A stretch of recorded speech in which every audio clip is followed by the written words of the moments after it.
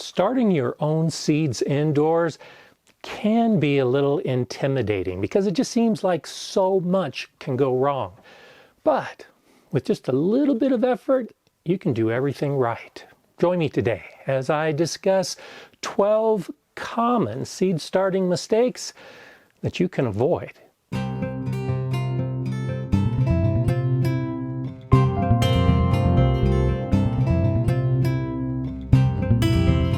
Hi, I'm Gardener Scott, and I've been starting seeds indoors for decades. And in all those many years, yes, I have made all 12 of these common mistakes. The first one is starting your seeds at the wrong time. When you look at your seed packets, or you do a little bit of research from a seed catalog or looking online, it should tell you when to start your seeds indoors. So for peppers, generally, we're going to start those seeds 8 to 10 weeks before our last frost date. For tomatoes, it might be 6 to 8 weeks before the last frost date. If you start sooner than that, like for me in January or February, it's too soon. The plants are going to get too big. I'll probably run out of space, and it makes for difficult transplanting. If you wait too long, you may not have enough time for your plants to reach the ideal size before they go out into the garden as a transplant. The key to all of this timing is knowing your last frost date. The second thing on the list to be aware of is starting your seeds in the wrong growing medium.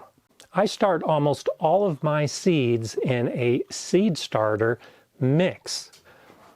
Now, this mix is simple. It's only got 2 ingredients, either peat moss and perlite or coco coir and perlite. Sometimes I'll swap out the perlite for vermiculite. But the whole point to a seed starter mix is having a nice, light, fluffy medium so that as that seed germinates and those tiny roots begin growing, there's no obstructions. The roots can grow freely. There's plenty of air, oxygen within this mix, and the seeds need that to begin germinating. You can use a potting mix, but when you open up your bag of potting mix and look inside, you'll probably see it's pretty chunky. It's got those forest products, which are just ground up bits of wood. To give your seeds the best start, go with a seed starter mix that's light and fluffy and gives your plants exactly what they need. The third mistake is not critical for most of the seeds that we're growing, but it can make a difference with some of the seeds that we're growing. And that's not being aware of the best germination temperature for that seed. All seeds have different temperatures at which they'll germinate. If it's too cool, they won't germinate. If it's too hot, they won't germinate.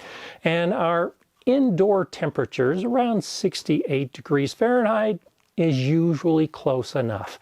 But for some of our seeds, our tomatoes, our peppers, our eggplants, a lot of those summer crops, they can benefit from increased heat in the soil. And that increased heat means they'll germinate quicker and they'll begin their growth in a stronger manner. I use seed starting heat mats to increase the temperature of my soil for those particular seeds. It's not necessary, but if you're growing a chili pepper and you use a heat mat, you might get germination in 3 to 5 days. If you're not using a mat and you're growing in a cool basement, it might take 3 weeks or more to get your germination. This next mistake is one that I've done a lot over the years, and I know a lot of other gardeners have as well. And that's to use the same tray for all of your seeds. Now, I like to use these 72 cell trays to start my seeds, and then I'll transplant to bigger pots. It makes a lot of sense. I can put 72 different seeds in here and grow all the different plants. Where it becomes a problem is in the differing times that it takes for the seeds to germinate. So if I put seeds in here that germinate very quickly, they're going to start growing. And if I also put seeds in here that take a long time to germinate, they're not going to be growing. And suddenly in one tray, I have parts of it where the plants are growing and need particular care for a growing plant. And in other areas, I've got seeds that need that particular care and temperature to start the germination. Instead, it's a better idea, if you're going to use a tray like this, to either not use the entire tray, maybe only plant half of it with plants that have similar germination times. Or just grow in individual pots if you have a small garden and you don't need this many. So try to avoid putting everything in the same tray. Next on the list is sowing your seeds at the incorrect depth.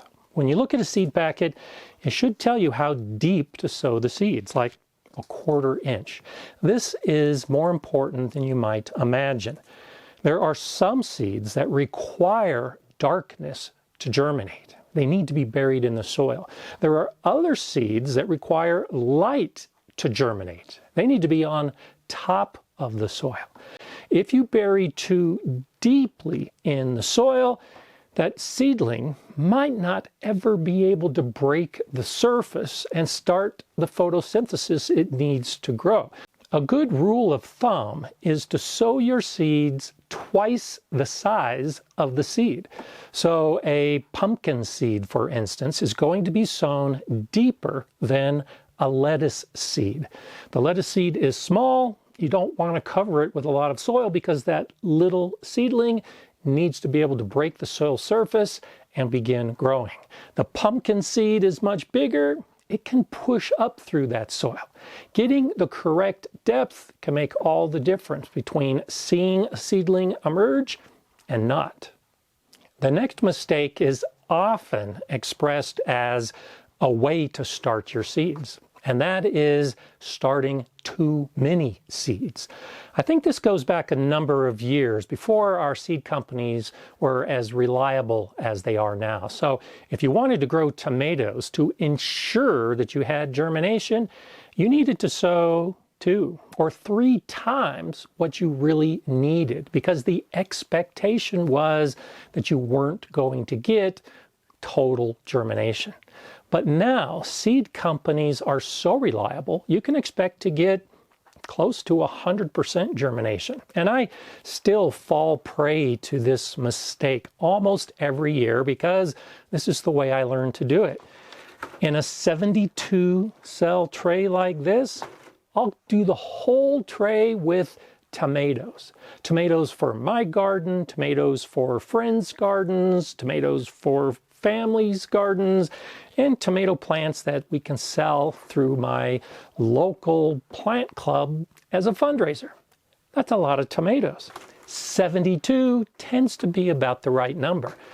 But inevitably, I'll start 2 or 3 seeds in each of these cells, which means by the end of the seed starting phase, this little tray has 150 or more tomato seedlings. At that point, I have to thin out, I have to toss them in the compost, and it's a waste of good seed. You can start a couple extras just to be sure that you have enough for your garden, but there's no reason to do every single cell or pot with twice what you really want. Seeds need very little to germinate. If you've got a light mix with oxygen in it, and if it's at the right temperature, and if it's at an adequate moisture level, you can expect that your seeds are going to germinate. The thing that we tend to screw up the most is that moisture level, and that's the next mistake, is over watering our seeds and our seedlings when they begin growing. The seeds need that oxygen, and if you're growing them in a saturated mix, the water is pushing out the air from all the little air spaces in this mix. That means the seed doesn't get what it needs, and potentially rot can set in. As the seedling emerges and those roots start spreading through the medium, those roots need oxygen. And the same thing can happen. If you overwater, you can run the risk of drowning your young seedlings. I like to start with a moist mix. And by keeping it moist, not wet and not saturated, germination happens, the plant begins growing, and I don't have to worry about killing by smothering my seeds or my seedlings. This ties in closely with the next common mistake, which is disregarding the humidity that the seeds, the soil, and that young seedling needs. So when I'm starting with a moist mix, all I have to do is cover my soil to maintain the humidity within this environment. As that seed begins germinating, it's not too wet and it's not too dry. The humidity stays constant because you have a cover over the seeds as they're germinating and emerging. Now, you'll see these all the time at the store. This is a great way to start. You've got your 72 cell tray, maybe a 36 cell tray, and they almost always come with one of these humidity domes. If you don't have the dome, just cover with a plastic sheet or a plastic bag when growing with individual pots. And that's enough to maintain the humidity so that the soil is consistently moist. And when that seedling emerges with the moist soil, you don't need to do anything. In fact, if you start with a moist mix and you keep it covered, the seed is going to germinate, the seedling's going to grow, and you won't need to water during that entire process.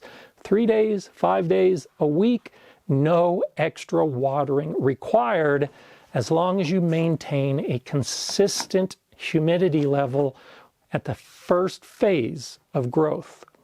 The next mistake is also a watering mistake. If you're having difficulty getting your seeds to germinate and plants to grow, it's most likely to be incorrect watering. And this one is that you water from above.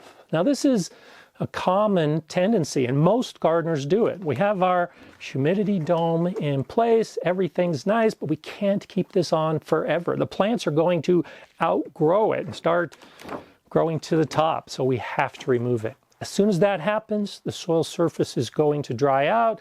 We reach for the watering can and we start watering. But the force of the water is often strong enough to knock over some of those young seedlings, breaking them and killing the plant. Also, when we saturate the surface, it's difficult to determine just exactly how much water we're putting into the soil. The top may be wet, but the bottom may be dry, and that's where the roots are growing. And if we put too much at the top, as that water settles through the soil, well, this nice loose mix is now becoming compacted, and we're losing some of that oxygen. A better way to do it is to water from the bottom. If we put the water in the tray, then the peat moss or the cocoa coir, through capillary action, will soak up the amount of water that the soil needs. It tends to make a more consistently moist soil. Periodically, you'll need to come back and you'll need to check to see if there's too much water. If all of the plants are sitting in a stagnant pool of water, it's too much, and you need to remove that water. A turkey baster is often enough. It takes practice, it takes experience to get it right, but watering from below is the easiest way to get it right. And it's okay to let the surface of the soil dry out. As long as there's water where the roots are, the top doesn't need to be moist. And by having a dry surface, you reduce fungal diseases like damping off disease. You reduce the likelihood of having fungus gnats that are flying in your face the whole time. And you're still giving the plants what they need: adequate moisture from below, not above. This next mistake is very common, and I would go as far as to say every gardener has made this mistake. It's not providing enough light for the emerging seedlings. Now, once the seed has germinated, whether it needs light or not, and that plant is growing, the plant definitely needs light. And often it's more light than you think it needs. If the light isn't enough, the plant's going to get leggy, spindly. It's going to be searching around for a light source. So what you need to do is have light directly over your seedlings. If you're using LED lights, they should be just a few inches above the plants. If you're using a stronger light source that generates heat, it needs to be a few inches above that. You don't want to burn the plants. But in all cases, the light is going to need to be strong and close, and it needs to be on 14 to 16 hours a day. They do need a rest period. So having your lights on for 24 hours is not going to help the plants. 14 to 16 hours, and then recovery time is what they need. As the plants grow, raise the lights, but still keep that strong source. Another mistake comes about because we want to baby our plants too much and give them too much of a good thing. The mistake is over-fertilizing.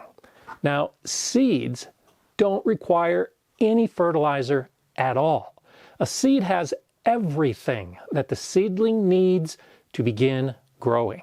So if you're using a seed starter mix and fertilizer, you're wasting the fertilizer. The seed doesn't need it. When the seedling begins to grow, it does need nutrition. If you're using a potting mix that has compost or fertilizer already in it, you do not need to add any additional fertilizer. If you continue growing in a mix that doesn't have nutrients, you will need fertilizer. But those young seedlings are tender. You can actually harm them by applying a normal amount of fertilizer that you would use in your garden for growing plants. You want to use a dilution, if you use fertilizer, of half of what you would normally use. So twice as much water in a fertilizer mix. I like transplanting into a potting mix that already has all of the nutrition in it. So when I start my seeds and then start the seedlings growing, I don't use fertilizer at any stage of the process because it's already in the mix. Adding fertilizer can be a problem.